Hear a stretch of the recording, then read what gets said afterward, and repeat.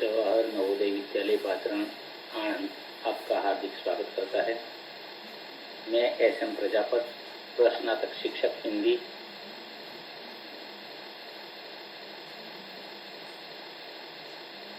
आज हम हिंदी विषय व्याकरण का अध्ययन करेंगे, जिसके तहत भाषा, लिपि और व्याकरण ये कक्षा 6 से 8 तक और 9-10 में भी अध्ययन कर सकते हैं।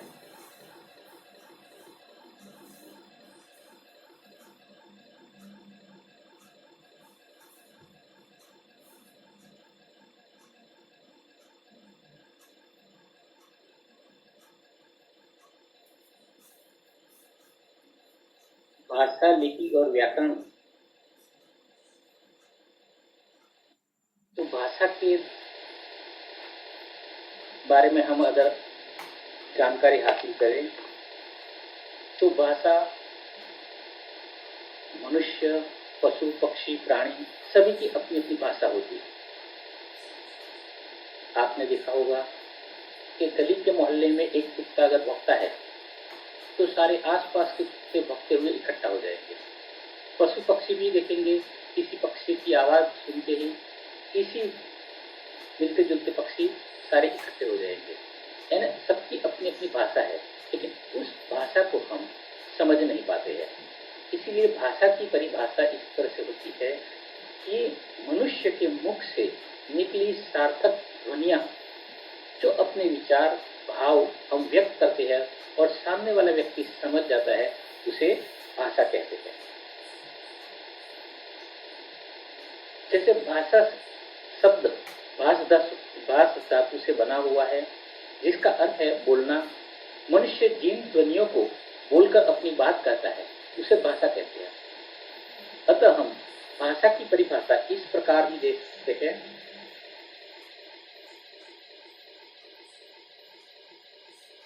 अपने मन के भावों और विचारों को बोलकर, लिखकर अथवा पढ़कर प्रकट करने के साधन को भाषा कहते हैं।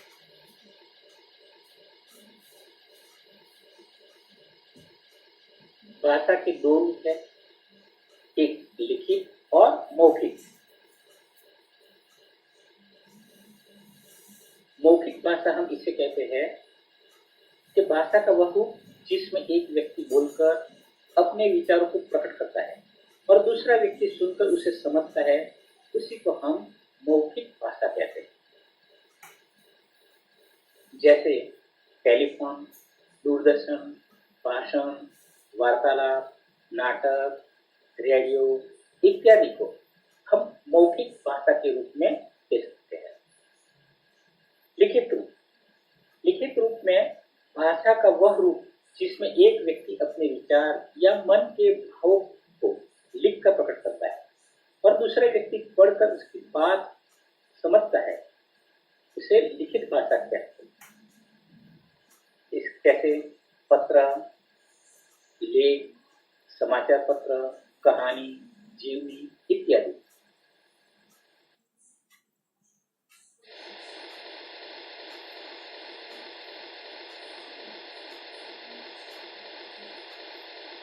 हमने देखा है कि भारतीय संविधान में 22 भाषाओं को मान्यता प्रदान की गई है, जैसे हिंदी, असमिया, बंगाली, डोगरी, बोडो, उर्दू, नेपाली, गुजराती, कन्नड़, कश्मीरी, कोंकणी, मैथिली, मलयालम, मराठी, मणिपुरी, उड़िया, पंजाबी, संस्कृत, संथाली, तमिल, सिंधी और तेलुगु। इन भाषाओं को भारतीय संविधान के तहत मान्यता प्रदान हुई है।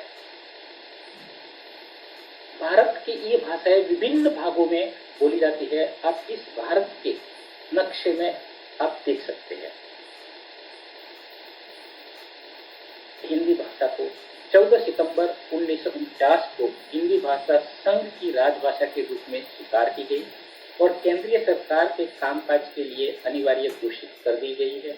और इसी तरह आज हिंदुस्तान में अधिकतर प्रांतों में हिंदी भाषा में अपना राजकाज का काम होता है। मातृभाषा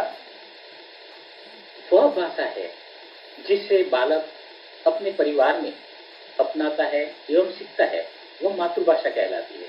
जैसे बच्चा जब पैदा होता है तभी अपनी माँ की गोद में जिस भाषा का प्रयोग करता है उसे मातृभाषा कहते हैं।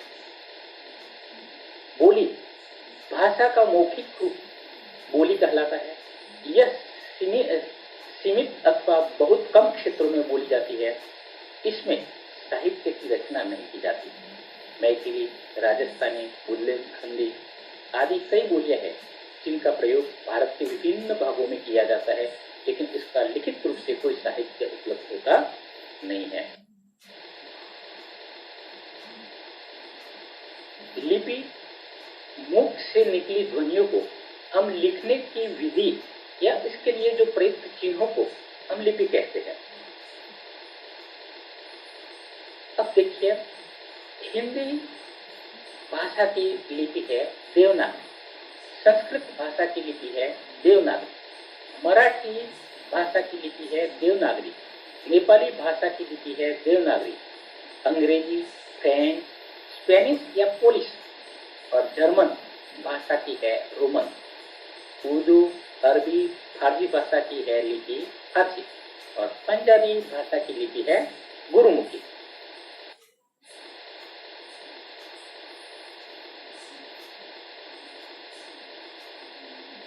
अब भाषा की बात तो हो गई। भाषा का लिखित रूप जो शुद्ध हो, इसके लिए व्याकरण की व्यवस्था की गई है।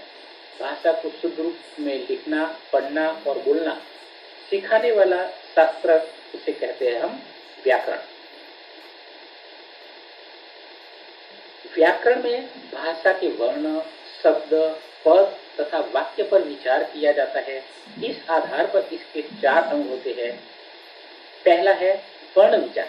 इसमें भाषा की सबसे छोटी ध्वनि वर्ण कहलाती है। दूसरा है शब्द विचार। वर्णों के सार्थक मेल को शब्द कहते हैं।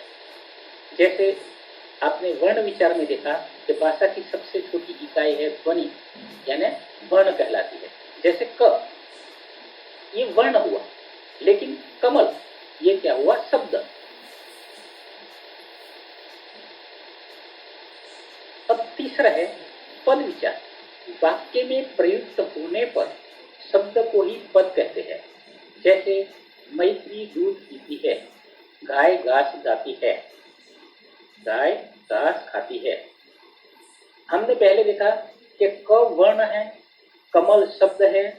अब इस पर कमल सुंदर फूल है, ये हुआ हमारा पद। अब इसके तहत चौथा है वाक्य विचार। एक ऐसा शब्द समूह जिसका अर्थ या भाव पूरा समझ आ जाए उसे वाक्य कहते हैं। जैसे रूसी किताब पढ़ता है, ये हमारा वाक्य विचार।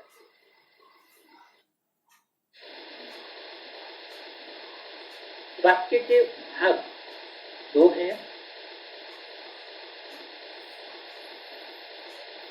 एक है उद्देश्य और दूसरा है विधेय। अब उद्देश्य के बारे में हम देखते हैं कि जिसके विषय में कुछ कहा जाए उसे उद्देश्य कहते हैं। जैसे मैत्री सेब खाती है, इस वाक्य में मैत्री उद्देश्य है, क्योंकि सेब खाती हो किसके संदर्भ में कहा गया है, कि मैत्री के। अब विधेय के बारे में हम देखते हैं कि जब उद्देश्य के विषय में कुछ कहा जाए उसे विधेय कहते हैं। जैसे मैत्री सेब खाती है, इस वाक्य में मैत्री के विषय में कहा गया है कि मैत्री सेब खाती है, अतः वाक्य का यह भाग विधेय है।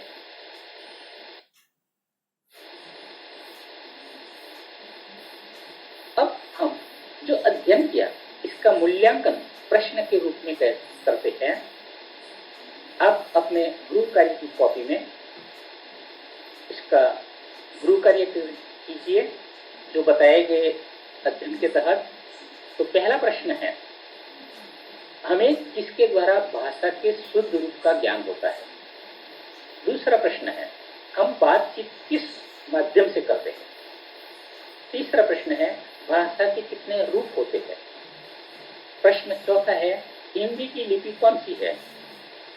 प्रश्न 5वां, भाषा का अर्थ है। वाक्य किसे कहते हैं? तो ये हमारा आज का भाषा, लिपि और व्याकरण का अध्ययन यहाँ पर पूर्ण होता है। अगर आपके मन में किसी भी प्रकार का संदेह है तो आप इस लिंक में मेरा ईमेल पर आप मेरा संपर्क कर सकते हैं। धन्यवाद।